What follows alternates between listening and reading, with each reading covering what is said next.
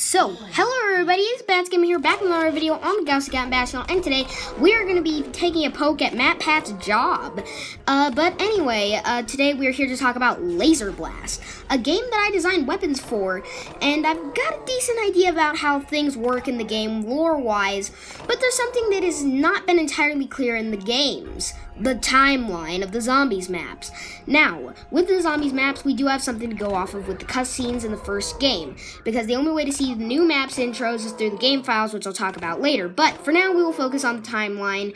Now, one thing I know, because of the main dev of the game, Galaxy Cat, is that I know that the events of Advanced Combat Zombies and Blackout Zombies take place at the same time, end quote. Now, with this info, we can start a timeline. Well, two timelines.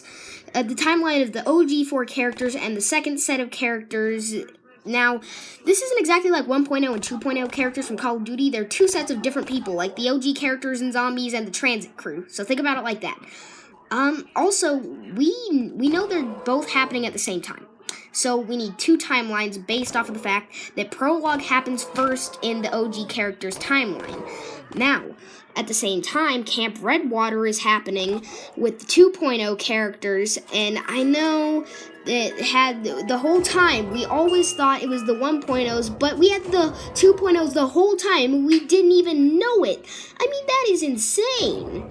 Now, anyway, now after Prologue, so the 1.0s are in all the other Zombies maps after Prologue because they're closing the portals in the DLC 5 Easter egg ending.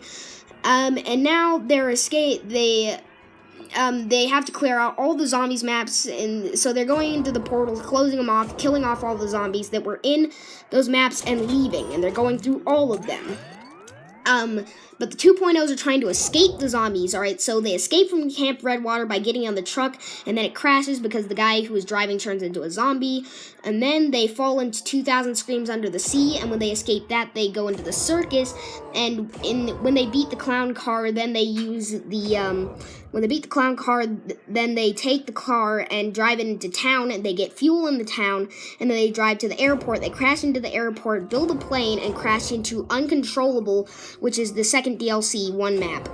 And for now, that's all that we have with the 2.0 characters. Now, the pictures have been assisting you with following this, and now we have to jump back to the 1.0 characters. So after fixing up all the portals in DLC 5, they go to the individual maps, starting with Rebirth, the first DLC map. Now, Isolation is in a whole different thing that we'll talk about another day, but, so then they hop to Tundra, and then they hop to Forbidden Tomb, then Night of the Swimming Dead, then Hoffen Castle, and then to wherever in the hell that they go from here, because we know they'll return. It was confirmed by Galaxy Cat that they will come back someday. But yeah, that's basically it. That's the entire timeline of the Laser Blast Zombies games for now. Now, of course, there's going to be new DLCs coming out later, and, you know, all that stuff, and I'll be doing theories on those later.